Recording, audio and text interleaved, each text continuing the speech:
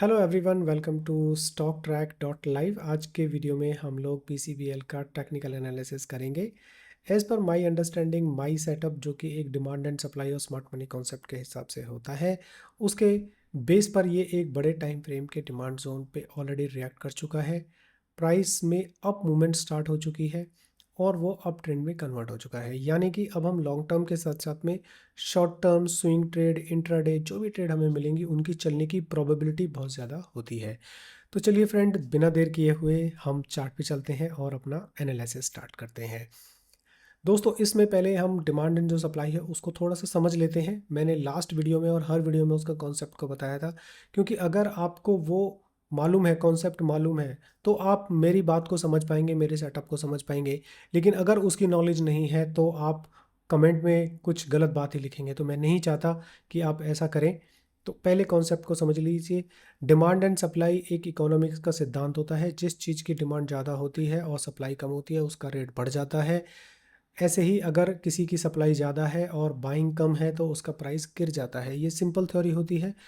ये प्राइस में जो मूवमेंट होती है वो बड़े इंस्टीट्यूशंस यानी कि mutual fund houses, banking, foreign investor के द्वारा ही होती है। वही प्राइस में अप मूवमेंट ला सकते हैं। एज ए रिटेल इन्वेस्टर मैं उसके फुटप्रिंट को फॉलो करता हूँ और टेक्निकली चार्ट पे उसको प्लॉट कर देता हूँ, तो वहीं पर ट्रेड बन जाती है।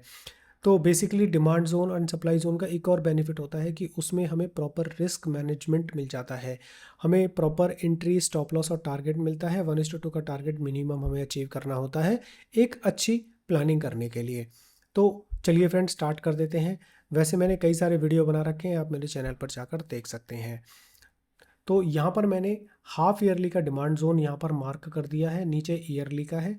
और प्राइस आप देख रहे हैं यहाँ पर आ गया था, 230 तक आया था और वहीं से ही रिएक्शन स्टार्ट हो चुका है क्योंकि एक वीक बन चुकी है। अगर मैं जाता हूँ 3 महीने पे, तो 3 महीने पे आपको क्लियरली दिखाई देगा 3 महीने की कितनी अच्छी कैंडल थी, जिसने हमें 125% की अप मूव दी थी। तो यही वो एक एरिया होता है, मतलब कि यहाँ पर आप देखेंगे एक पैटर्न बना हुआ है कि प्राइस बहुत अप मूवमेंट में जा रहा है। यहाँ पर एक बुलिश कैंडल है और यहाँ पर एक स्मॉल कैंडल बन गई हैं। अब स्मॉल कैंडल क्या होती है, यहाँ पर number of buyers, number of sellers equal होते हैं और यहाँ पर बायर्स का जो नंबर है वो बहुत ज़्यादा होता है, क्योंकि बाइंग बहुत ज़्यादा होती है, इसलिए उसकी जो प्राइस है वो बहुत अप मूवमेंट में जाती है। लेकिन जब कभी भी प्राइस ऊपर चला जाता है तो हमें बाय नहीं करना होता है, हमें वेट करना होता है पेशेंसली कि एक प्रॉपर बढ़िया सेटअप बने, फिर वहाँ पर हम लोग इन्वेस्टमेंट स्टार्ट कर दें। अगर इन्वेस्टमेंट के प्रोस्पेक्टिव से मैं देखता हूँ तो ऊपर मुझे कोई भी बड़े टाइम फ्रेम का सेलिंग जोन दिखाई नहीं दे रहा है, तो हम वीकली डिमांड जोन पर इसको ट्रेल कर सकते हैं। तो इन्वेस्टमेंट की बात ये थी कि हम लोग इसको 278 पर यानी कि करंट मार्केट प्राइस पर भी इन्वेस्टमेंट करके स्टार्ट कर सकते हैं। और जो नीचे से यहाँ पर स्विंग स्टार्ट हुआ था, जो कि सबसे नो बनता है 221 के आसपास में या 220 के आसपास में, हम लोग यहाँ का स्टॉप लॉस रख के इसमें इन्वेस्टमेंट कर सकते हैं।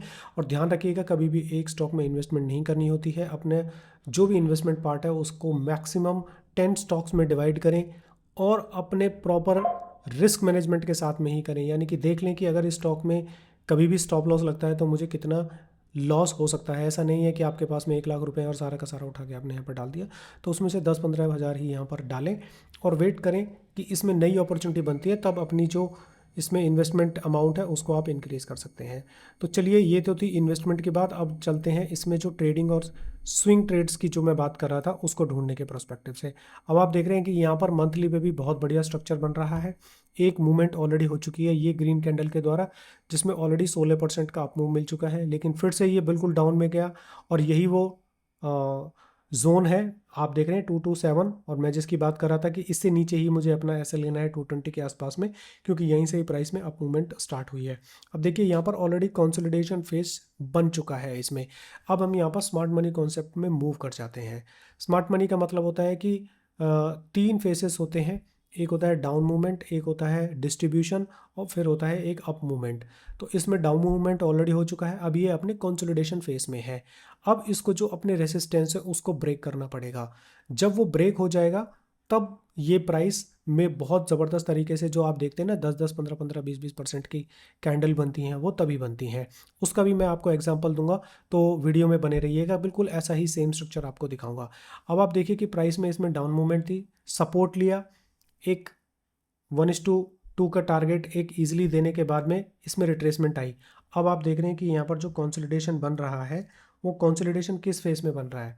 हम यहाँ पर मार्क कर देते हैं कि ये, अब मैं हूँ वीकली जोन पर, तो यहाँ पर ये एक जोन है, ये रेसिस्टेंस का काम कर रहा है। इसने एक बारी इसमें टच कर लिया है, अब प्राइस इसमें हल्का सा नीचे आएगा और अब यहाँ से मूवमेंट किस किस तरह की बनने की संभावनाएं होंगी। देखिए मैं बार बार बोल रहा हूँ कि जो ट्रेडिंग या इन्वेस्टिंग है ये सारा का सारा प्रोबेबिलिटी का गेम है। जिसका जो भी सेटअप है वो 50% से ज़्यादा अगर विन देता है और 1:2 का टारगेट हम लोग रखते हैं तो हमेशा आप प्रॉफिट में ही रहेंगे। तो इस चीज़ को आप ध्यान में रखिएगा, कभी भी 100% कोई भी स्ट्रेटजी काम नहीं करती है। तो अब इसमें क्या क्या संभावनाएं हो सकती हैं कि प्राइस में जो मूवमेंट है ना वो इस तरह से चलेगी। हो सकता है यहाँ पर ये एक या दो बार आने की कोशिश करे, लेकिन फाइनली ये ब्रेक करेगी। जब ब्रेक करेगी तो नीचे रिट्रेसमेंट होगी और जब रिट्रेसमेंट होने के बाद में इसमें नए डिमांड जोन बनेंगे तो हम उसमें 1:2, 1:3 या 1:1 डिपेंडिंग कि उसकी स्ट्रेंथ कितनी है उसको हम लोग फॉलो करेंगे। तो दोस्तों इस तरह से हम लोगों को फाइंड आउट करना पड़ता है, एनालिसिस करना पड़ता है। इसका कोई भी इंडिकेटर नहीं है। आप देख रहे हैं कि यहाँ पर कोई भी इंडिकेटर मैंने लगाया हुआ नहीं है, सिर्फ एक EMA 20 लगा हुआ है जो कि एक सपोर्ट का काम करता है। अगर आप इसी तरह की एनालिसिस को देखना चाहते हैं, अगर आपके पास में टाइम बहुत कम है इस तरह के एनालिसिस को, तो हमने एक अपनी वेबसाइट बनाई है stocktrack.live के हिसाब नाम से। यहाँ पर आप विज़िट कर सकते हैं और बहुत ही नॉमिनल फ़ी पे करके आप मेरे सारे एनालिसिस को आप देख सकते हैं। यहाँ पर आपको बड़े बड़े टाइम फ्रेम पे इसको मैंने 3 मेजर पार्ट में डिवाइड किया है। बेसिकली यहाँ पर 2 टैब है। यहाँ पर आप देख सकते हैं कि कौन सा डिमांड में है, कौन सा स्टॉक सप्लाई में है और मेरी तरफ से हॉट पिक्स कौन से होते हैं वो भी मैंने यहाँ पर मार्क कर दिया है। आप इनको जाकर चेक कर सकते हैं। ये बिल्कुल प्रॉपर जोन में है और ये बिल्कुल रेडी हैं आज के टाइम पे। CYIENT का मैं ऑलरेडी बना चुका हूँ, आज उसमें बहुत अच्छी खासी मूवमेंट हो चुकी है कोरोमंडल में और ऑलरेडी मैं ट्रेड ले चुका हूँ। Naukri.com में अभी अप मूवमेंट नहीं आई है लेकिन वो एक अच्छे खासे जोन में है। तो इसको मैंने 3 में डिवाइड किया है। एक है अप्रोचिंग, अप्रोचिंग में कौन कौन से स्टॉक्स आ रहे हैं। इन द जोन मतलब कि जो जोन बनता है प्रॉपर उस जोन में कौन कौन से स्टॉक्स हैं। और रिएक्टिंग, जो ऑलरेडी रिएक्ट कर चुके हैं। देखिए इतने सारे स्टॉक्स हैं जो ऑलरेडी रिएक्ट कर चुके हैं। आप चाहे तो स्क्रीनशॉट लेके इनको फॉलो कर सकते हैं अगर आपको डिमांड एंड सप्लाई अच्छे से आता है। तो उसका भी एक कोर्स मैंने 4 घंटे का बनाया हुआ है। बाकी यूट्यूब पे बहुत सारे चैनल्स हैं जिसको आप जाके फॉलो कर सकते हैं और लर्न कर सकते हैं। तो इस पे आप जाकर आप देख सकते हैं। ज़्यादा जानकारी के लिए नंबर दिया गया है, वहाँ पर आप कॉल करके बात कर सकते हैं। वापस से अपने चार्ट पर आते हैं कि यहाँ पर अभी आज की डेट में स्विंग ट्रेड बनती है नहीं बनती है। अब मैं जाता हूँ डेली पे। डेली पे देखने के बाद में आपको क्लियरली पता चल रहा है कि यहाँ से 3-4 कैंडल क्लियरली फॉल हुई थी, लेकिन अभी ये एक ऐसे जोन में है कि जहाँ पर मैं एक ट्रेडिंग प्लान कर सकता हूँ, लेकिन बहुत ही छोटी क्वांटिटी से, कि आज की डेट में मैं इसमें प्लान कर लूँ। और स्टॉप लॉस हमेशा इसके लिए, हमेशा के लिए 220 ही रहेगा।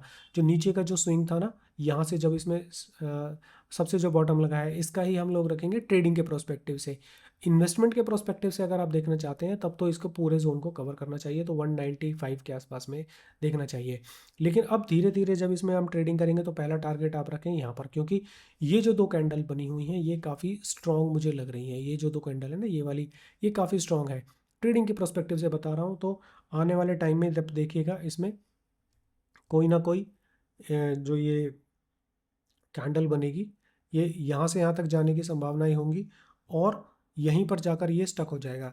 लेकिन जैसे ही इसमें कुछ मूवमेंट स्टार्ट होगी तो इस तरह से अभी ज़्यादा नीचे आने की संभावनाएं कम होंगी, क्योंकि यहाँ पर अगर मेजर अच्छी अच्छी कैंडल यहाँ पर बन जाती हैं इस तरह की, तो नीचे भी तो एक जोन रेडी हो जाएगा और फिर हम लोग इस जोन को सपोर्ट मान के फिर से ट्रेडिंग कर सकते हैं। तो ऐसे ही डेली के अगर जोन बन जाते हैं, डेली के जोन का स्ट्रक्चर मैं यहाँ पर बना देता हूँ। इस तरह से अगर आपको कभी भी कोई कैंडल मिलती है, ये स्ट्रक्चर अगर आपको मिलता है, तो ये जोन जो होता है ये वाला, ये मेरा डिमांड जोन होता है। तो इस स्ट्रक्चर को आप हमेशा ध्यान में रखिएगा कि जहाँ से मूवमेंट आई है, अब इसको उल्टा कर देंगे तो वो सेलिंग जोन बन जाएगा। मतलब कि जैसे ये स्ट्रक्चर बना हुआ है ना, तो ये सेलिंग जोन है और ये है डिमांड जोन। और हमेशा इसमें जब भी प्राइस आएगा तो क्लियरली यहाँ से आने के बाद में यहाँ जाने की संभावनाएं होंगी और 1:2 का टारगेट रखना है। एंट्री रखनी है आपको यहाँ पर और स्टॉप लॉस रखना है यहाँ पर। इस सिंपल थ्योरी है और बिल्कुल सिंपल तरीके से करें। अगर आपके पास में सभी स्टॉक्स को एनालिसिस करने का टाइम नहीं है तो हमने आपको एक अपॉर्चुनिटी दे दी है कि वहाँ पर जाकर आप उसको ले सकते हैं, फॉलो कर सकते हैं। नंबर दिया गया है, उस पर कॉल करके बातचीत कर सकते हैं। हम आपको पूरी सपोर्ट करेंगे। Thank you friends for watching my video. अगर अच्छा लगा है तो लाइक बटन पे क्लिक कर दीजिएगा। कमेंट सेक्शन में कोई भी स्टॉक बताइएगा जिसका चाहते हैं कि मैं एनालिसिस करके दूँ। अगर उसमें कोई प्राइस एक्शन अच्छा बन रहा होगा, अच्छा स्ट्रक्चर बन रहा होगा, तो डेफिनेटली मैं उसकी वीडियो बना के डालूंगा। Thank you friends for watching. Please come back again for such wonderful videos. Thank you.